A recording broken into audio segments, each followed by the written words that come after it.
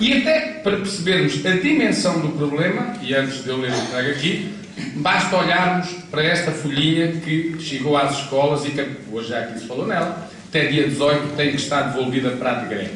Se vocês olharem, já não há, como hoje um colega dizia de manhã, eu sou professor do quadro de nomeação definitiva, já não há disso. O que está aqui são os dois grupos de professores contratados. Esta é a folha do Ministério. Os contratados de trabalho, os de contrato de trabalho em funções públicas por tempo indeterminado, e para quem não souber o que é, eles põem entre parênteses carreira, e depois o contrato de trabalho com funções públicas por tempo determinado. Pedem o nome de cada um de vocês, pedem o horário que cada um tem e o índice remuneratório. E as contas que eles vão fazer, não é este é mais graduado. Não, é este sai mais caro e trabalha menos horas. Essas vão ser as contas. Porque é para aí que eles as querem fazer. E então, começando pelo que tenho escrito, e portanto, basta olhar para o papel, esta é a folha que as escolas todas têm.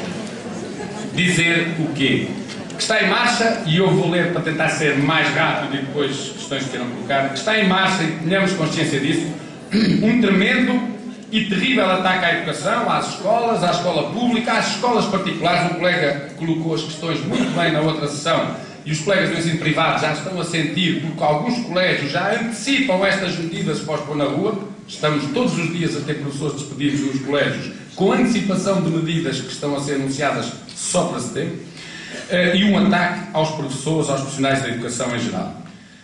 Recordemos que no quadro de uma política de gradual, mas progressivo desmantelamento do Estado Social, o Governo atacou a educação e no orçamento para este ano cortou 11,2%, 803 milhões de euros. Lembremos que é este o contexto.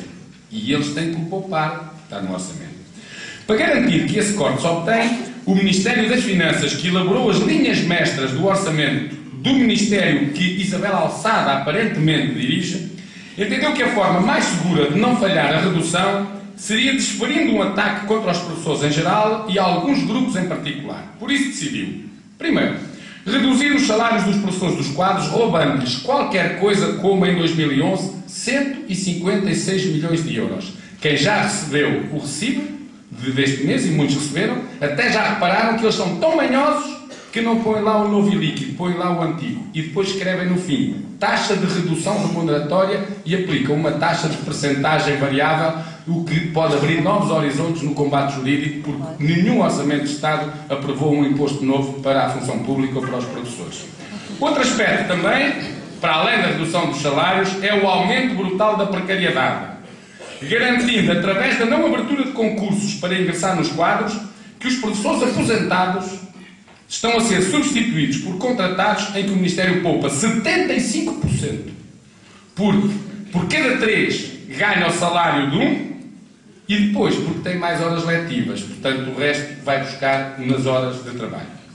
Mas estas medidas eram insuficientes, queriam mais e decidiram atirar-se ao emprego dos professores para reduzir o seu número. 3 medidas fundamentais e umas quantas avulsas contribuem para resolver o problema. O encerramento de mais escolas e a criação de um maior número de mega-agrupamentos, este ano 86 e já anunciaram 180 para o ano, a partir de setembro, que poderão levar à eliminação de cerca de 12 mil horários de professores. Mais a imposição de novas regras para a organização do próximo ano escolar, que já estão, não é? Que acaba o desporto escolar, aquelas coisas todas, como tendo reflexos na componente letiva, que tem uma enormíssima redução das horas de crédito global das escolas. A maior parte das escolas vai ficar com 4 horas de redução de crédito global, 6 ou no máximo 8, as que têm 100 e tal, e que levará a cerca de 10 mil horários eliminados. E as alterações curriculares propostas, que de todos têm merecido rejeição e repúdio do Conselho Nacional de Educação, do Conselho das Escolas e de toda a gente, mas que estão ali inflexíveis e que poderão provocar cerca de 12 mil horários eliminados, dos quais 7 mil são professores de EVT que eles querem pôr a andar.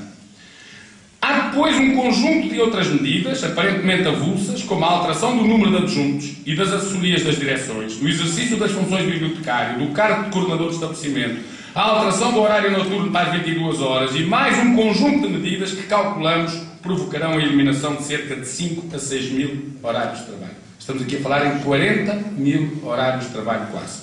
Portanto, não se trata de trocos. Estamos a falar de uma redução que ultrapassa largamente os 30 mil, se aproxima dos 40 mil horários e que se refletirá em quase outros tantos postos de trabalho e, por isso, num forte surto de desemprego e instabilidade. E hoje somos todos contratados. E eles querem reduzir o número de professores entre 20% a 25% e não estão a brincar. E mais, quando retiraram da lei os critérios para a distribuição de serviço, mais graduado, outro a seguir e por aí fora, dispensado é à cabeça de tudo o que for contratado e a seguir qualquer um pode ser. E num contexto tão fortemente marcado pelas finanças, os que mais ganham e menos horas letivas têm tornam-se os alvos preferenciais para serem dispensados. Está a acontecer noutros ministérios, veja-se na agricultura, quem foram os primeiros a ser atingidos. Com estas medidas, Isabel Alçada ficará conhecida como a Ministra do Desemprego Docente. Porque, quando eu falei em quase 40 mil, os outros 33 mil não são professores da EVT.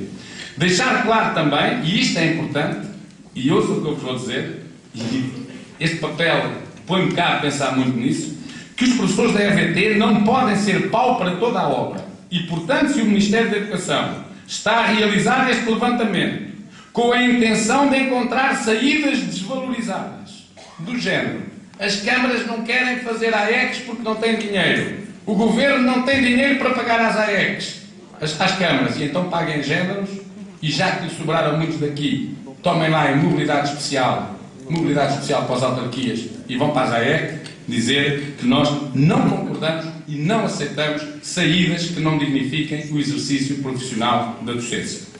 Se outros desistirem, acreditem, colegas, nós não desistiremos, porque acreditamos no futuro e na educação. Obrigado.